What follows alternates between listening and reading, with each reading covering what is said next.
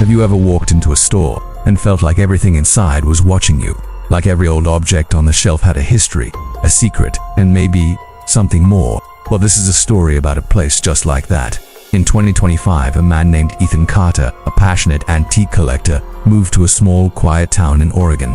He was always on the hunt for rare and unusual finds, but nothing could have prepared him for what he stumbled upon one rainy evening. Tucked away on a street he'd never seen before was a shop called the Midnight Curio.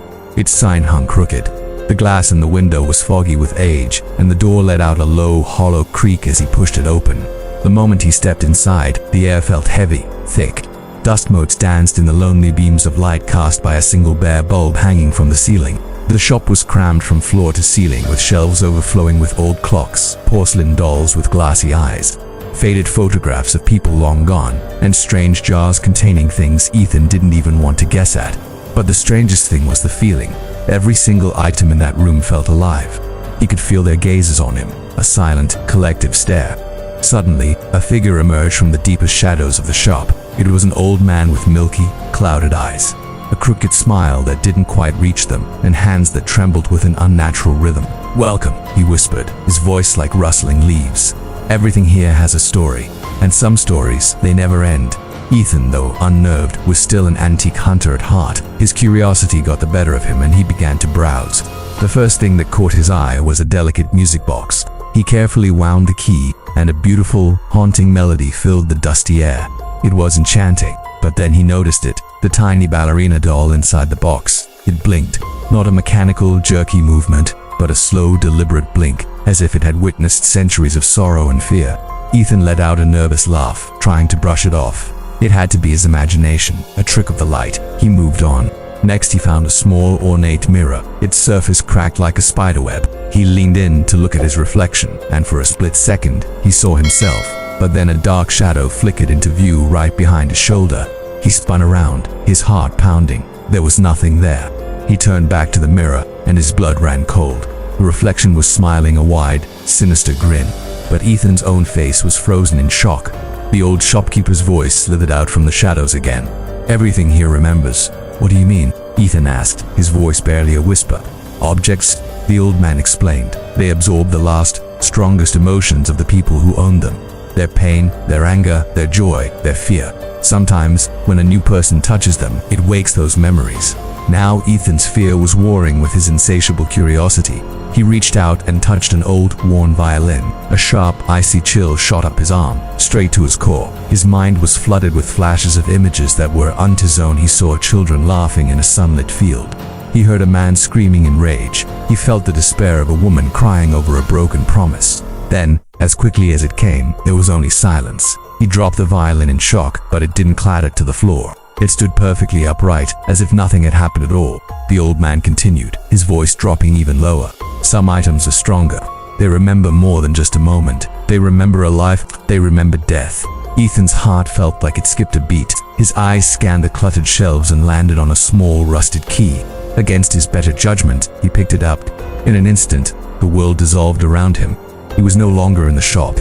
He was standing in a long, dark corridor. Shadows writhed and danced along the walls, whispering names he didn't recognize. He saw a man fall from a high balcony, a child trapped under the wheel of a cart. He gasped for air, and the vision vanished. The key clattered from his trembling hand onto the floorboards. He stumbled back towards the counter, his legs shaking. How is this possible?"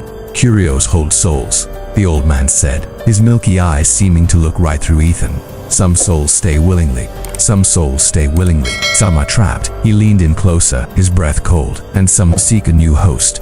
As if on cue, the single light bulb flickered and died, plunging the shop into absolute darkness. At that exact moment, Ethan's phone, forgotten in his pocket, buzzed. He pulled it out, the screen's glow a tiny island in the black. It was a single text message from an unknown number. "You don't belong here." Then, the chaos began. All around him, the objects started to move. The clocks began ticking backward, their hands spinning wildly. The dolls' heads turned in unison, their painted eyes all fixing on him. The mirrors no longer reflected Ethan, but a gallery of other faces. Faces twisted in screams, pleading, angry. He panicked and ran for the door, but it was gone. The wall was smooth, seamless. There was no handle, no frame, no sign of the entrance he'd come through. There were only the shelves, watching, waiting, closing in. The old man's disembodied voice echoed through the darkness. Take only what you can bear, or it will take everything else. In a final, desperate act, Ethan lunged forward and grabbed the nearest thing he could touch, a small, silver locket. The second his fingers closed around it, the world twisted, and he found himself standing outside on the pavement. The rain had stopped, the street was empty, and the shop, the Midnight Curio, was gone. There was no sign it had ever existed. His heart was still hammering against his ribs. He looked down at the silver locket in his hand. He slowly, carefully, opened it.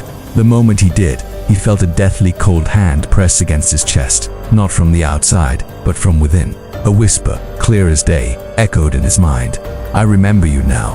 He tried to scream, but no sound came out. That night, and for many nights after, he dreamt of the shop. He saw every item alive and sentient. He saw every soul, trapped and tormented, and he felt every object hungry. In the weeks that followed, Ethan's life began to unravel. He tried to sell the antiques he already owned, but one by one, strange things happened. Mirrors would shatter on their own.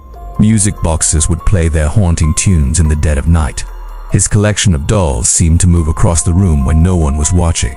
And sometimes, late at night, when the house was silent, he would hear it. The faint, hollow creak of a door opening somewhere nearby, followed by a whisper on the wind. We remember. And we wait. The Midnight Curio never appeared on any map. No one in town had any memory of such a shop ever existing at that location. But every now and then, those who seek rare and forgotten antiques sometimes find a strange parcel delivered to their door with no return address. Inside, a single, curious object and a simple note. Take care. We remember. So, the next time you find yourself in an old antique store and something feels a little off, just remember that objects have memories, and sometimes they never forget. That's it for today's story. If you enjoy diving into the unknown like this, make sure to subscribe and hit that notification bell. We have plenty more tales from the shadows to share. Thanks for listening, and stay safe.